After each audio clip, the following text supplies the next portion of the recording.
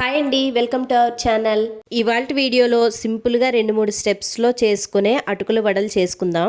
Evening పిల్లలు school నుంచి వచ్చిన తర్వాత స్నాక్స్లా పెట్టడానికి కూడా ఇది చాలా బాగుంటుంది. అటుకుల వడలు చేయడానికి ఎక్కువ టైం కూడా పట్టదండి, చాలా తొందరగానే అయిపోతుంది.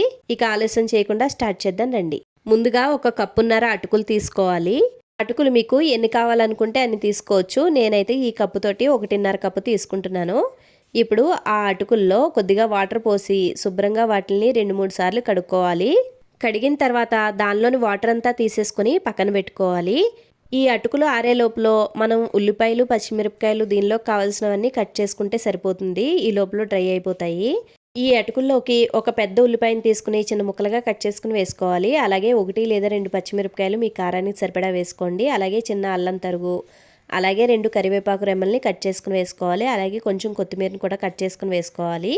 వాటితో పాటుగా కొద్దిగా అల్లం వెల్లుల్లి పేస్టు, అలాగే కొద్దిగా కారం, అలాగే మీ రుచికి సరిపడా ఉప్పు. ఇప్పుడు మీకు కావాలనుకుంటే కొద్దిగా జీలకర్ర కూడా వేసుకోవచ్చు, నేనైతే వేయలేదు. అలాగే 2 స్పూన్ల బియ్యపిండి వేస్తున్నాను. బియ్యపిండి 1 స్పూను శనగపిండి కూడా వేసుకోవచ్చు.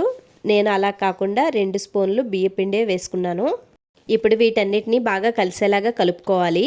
మీరు అటుకుల్లో ఏమీ వాటర్ పొయ్యవసరం లేదండి, ఎందుకంటే దానిలో కొంచెం తేమ ఉంటుంది కదా, అది సరిపోతుంది. ఒకవేళ మీకు సరిపోలేదు అనుకుంటే గనక 1 లేదా 2 స్పూన్లు పెరుగు వేసుకుని కలుపుకోవచ్చు.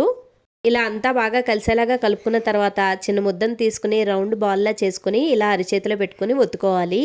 వీడియోలో నేను చూపిస్తున్నట్లు ఇలా కట్లెట్లా చేసుకోవచ్చండి, లేదు అంటే మీకు నచ్చిన షేప్లో కూడా చేసుకోవచ్చు. నేనైతే ఇలా చేసుకున్నాను. వీటిని మరీ మందంగా మరీ పలుచగా కూడా ఒత్తద్దు, మీడియంగా ఒత్తుకోండి. పిండిని అంతటిని ఇలా రెడీ చేసి పెట్టుకోవాలి కట్లెట్లాగా. ఇప్పుడు పొయ్యి మీద ఒక కడాయి పెట్టుకుని కడాయి కొద్దిగా హీట్ అయిన తర్వాత దానిలో 2 లేదా 3 స్పూన్ల ఆయిల్ వేసుకోవాలి.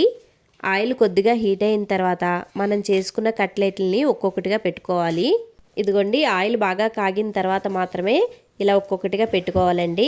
వీటిల్ని వెంటనే మాత్రం కదిలించొద్దు, విడిపోతాయి. అవి కొద్దిగా కలర్ చేంజ్ అయ్యి గోల్డెన్ కలర్ వచ్చిన తర్వాత మాత్రమే వాటిని నెమ్మదిగా ఇలా తిరిగేసుకోవాలి. ఇవి వేయించేప్పుడు మంటని కొంచెం మీడియం ఫ్లేమ్లో పెట్టుకుని వేయించుకోవాలండి. హై ఫ్లేమ్లో పెట్టారంటే లోపల సరిగ్గా ఉడకవు, పచ్చి పచ్చిగా ఉంటాయి. ఇదిగోండి, రెండో సైడ్ కూడా చక్కగా వేగిపోయాయి కదా, వాటిని ఇలాగా ఇంకొకసారి తిరగేసుకొని మధ్యలో ఎక్కడైనా పచ్చిగా ఉందేమో చూసుకొని బాగా వేగిన తర్వాత నింపాదిగా ఒక్కొక్కటి తీసేసుకోవడమే. అలాగే మిగిలిన కట్లెట్లను కూడా ఇలాగే నిదానంగా వేయించేసుకోవాలి. చూడండి, ఎంతో రుచికరమైన అటుకుల వడలైతే రెడీ అయిపోయాయండి. ఇప్పుడు హ్యాపీగా సర్వ్ చేసేసుకోవడమే. పైనంతా చాలా క్రిస్పీగా, లోపల మెత్తగా చాలా టేస్టీగా ఉందండి. దీనికి పక్కన సాస్ పెట్టుకుని తింటే చాలా బాగుంటుంది. ఈ వీడియో కనుక నచ్చినట్లయితే లైక్ చేయడం అస్సలు మర్చిపోవద్దండి. ఇలాంటి మరిన్ని వీడియోల కోసం మన ఛానల్ని సబ్స్క్రైబ్ చేసుకుని పక్కనున్న బెల్ ఐకాన్ నొక్కండి. Thanks for watching. టాటా.